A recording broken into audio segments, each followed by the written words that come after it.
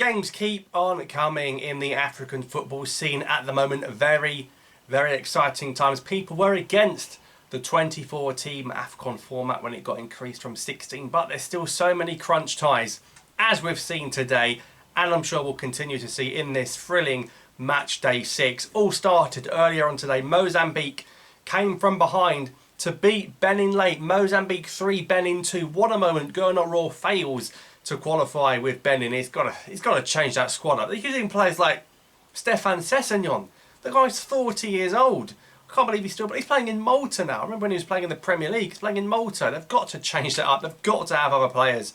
But if that is the best of their bunch of Benin, it doesn't surprise me that the Squirrels have failed to qualify. What a moment though for Mozambique. Made it to the Chan in Algeria earlier this year. They will be in Ivory Coast at the start of next year too. Their first AFCON Mozambique since 2010 in Angola. What an achievement. Fantastic for them. Fully deserved. They've been brilliant. Deserved that second place behind Senegal in this group. And then the Group I, boy did it deliver. We had the DR Congo-Sudan game delayed for nearly an hour. What an atmosphere in Kinshasa. That was incredible. And then as soon as Bongonda scored quite early on, the place just erupted. DR Congo are back. They weren't there last time. The Leopards are back in town and they're going to mean business. They're not qualifying DRC to make up the numbers. They will make a strong impact at this competition. The DR Congo qualify. Congratulations to the Leopards. Brilliant atmosphere. And be interesting to see. They've of course got Charles Pickle who started the game. Wissa couldn't even start for them. And he's got 2 and 4 for Brentford in the Premier League. They have got choices. Bongonda's there. Back on Boo. Jackson Maleka. They're going to get more players, I'm sure, involved as well. And what about Mauritania? What a story. This could be one of the shocks so far of match day 6. Gabon, despite getting Lamina or Aubameyang back into the side, they all started, as did Bopenza Bouanga.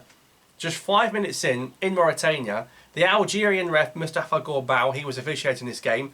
What was that Gabon keeper doing? He gave the referee a decision to make. He's holding the ball. It's almost like a goal kick. It's just the goal. He's holding it in live play.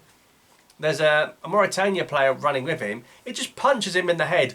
Gorbao, making no prisoners out there, sends the keeper off. The Gabon keeper sent off for violent assault in the 5th minute. From then on, Gabon had no chance, not a hope in hell were they going to get out of that. Look, they had to bring the second goalkeeper on as a sub straight away. Bouanga was sacrificed. He had to come off so they could get another keeper on. And Mauritania just blitzed them. Abubakar Kamara, we said he's dangerous. He got on the score sheet. So Mauritania means that there will be another North African nation at the competition. But hopefully this time Mauritania done so well to qualify. Do something when you're there, please. Do something. Don't just make up the numbers. Can Kamara make his mark like he does in the qualifiers in the competition proper? Easy win, of course, for Ivory Coast against Lesotho as well. But a bit of a dark day in Africa, marred by the awful scenes with the earthquake in Morocco. Of course, their game, naturally, against Liberia had to be postponed by CAF. That was going to be in Agadir. Gambia are facing Congo on the Sunday. Now, this game's actually in Marrakesh, where the earthquake took place. That got to be postponed. That can't be safe. There's so many tremors that have happened since the actual quake on the Friday night. Like, every hour there's been tremors happening in Marrakesh. The Gambia manager, Tom Samphe, has come out and said he felt the ground moving with the Gambia team in the hotel. Now, thankfully, alhamdulillah, all okay and present, correct and safe. But this is a huge game against Congo, Brazzaville. Has to be Marrakesh because Gambia Stadium is not deemed permissible. The game, I believe, is going to be going ahead. CAF have said Gambia-Congo will go ahead. Now, perhaps it's because there's not a lot riding on it. The Morocco-Liberia game, Morocco already through, Liberia already out. This game is huge and will have huge ramifications on who goes and who doesn't. I think it's a poor decision to play. I think if it's just been an earthquake in Marrakesh, to play an earthquake the next day is a bad call. Not just for the players. Think about any supporters wanting to make the trip. They'd be fearing for their lives. I don't understand it. It's a poor decision from CAF. But Gambia, nonetheless, on the pitch, they have turned this group around massively. It wasn't looking good after match day 3. I think they tried by 6 points at one point to Congo. Congo lost at home to South Sudan. I don't know how. Huge win for South Sudan, even though they're going to come bottom of the group. And that means that now Gambia just need to draw this game at home. Well, home. It's not home. It's Marrakesh. But Gambia just needs a point. And they're there. And we saw at the last AFCON with the likes of the Barrow boys and Omar Colley at the back, what Gambia can do, they got to the quarterfinals. They're a good side. They beat Tunisia, for goodness sake, in the last AFCON group stage. They'll be looking to make a similar impact once again. Remember, they had to play a round of qualifiers before this group phase even happened. There was a round before it of preliminary qualification games that Gambia had to take part in.